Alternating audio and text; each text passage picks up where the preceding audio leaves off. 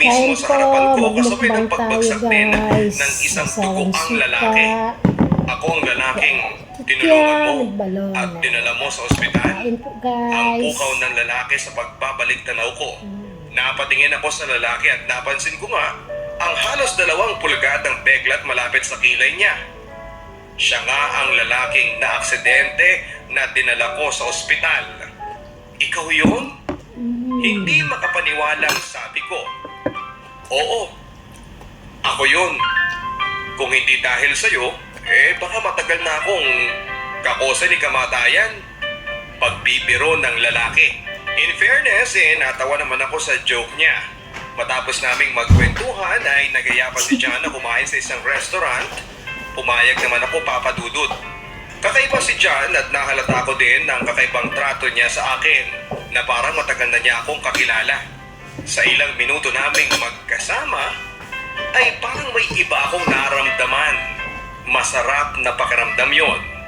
Para akong ipinaghihele sa ulap. Pagkatapos namin kumain ay niyaya ko din siya sa ospital. Ipinakilala ko siya kay Ate Jen at animoy nakarinig ng isang romantic movie nang marinig niya ang kwento ko. Ibinaliwala ko lang ang palipat-lipat ang mga tingin niya noon sa amin ni John. Mabilis ang naging development ni Baby. Lumipas ang 1 linggo at nakauwi na kami ng anak ko sa apartment. Kasama namin noon si John na siyang umalalay sa amin ang buong linggo. Sa sandaling panahon ay nakilala ko na ang pagkatao ni John. Isa siyang civil engineer at noong gabing nailitas ko siya ay despedida sana niya papunta ng Saudi pero yun nga, naganap ang aksidente.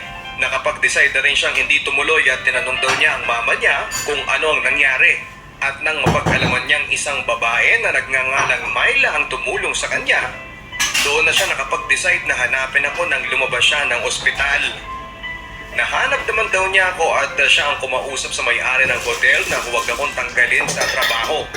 Magkaibigan daw kasi sila at kinausap din daw niya ang supervisor na sabihing huwag akong bibigyan ng sama ng loob ng mga katrabaho ko.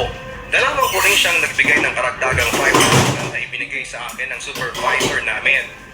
Noon pa man ay tinutulungan na pala ako ni John at noong napag-alaman daw niya sa supervisor namin na nasa ospital kami ng anak ko ay nagmadali siyang puntahan kami. Napakadakila ni John at sa mga nalaman ko ay hindi ko napigilan na mahulog ang loob ko sa kanya. Pero hindi ko muna in-entertain ang nararamdaman ko dahil nagpapagaling pa ang anak ko at isa pa ay kapapanganak ko lang. 4 na buwan matapos ang pangungot sa buhay ko ay nagpaalam si John na aalis siya papunta ng Saudi. Nalungkot ako noon pero bago siya umalis ay may sinabi siya sa akin. Mahal daw niya ako at gusto raw niya na pakasalan ako dahil mahal ko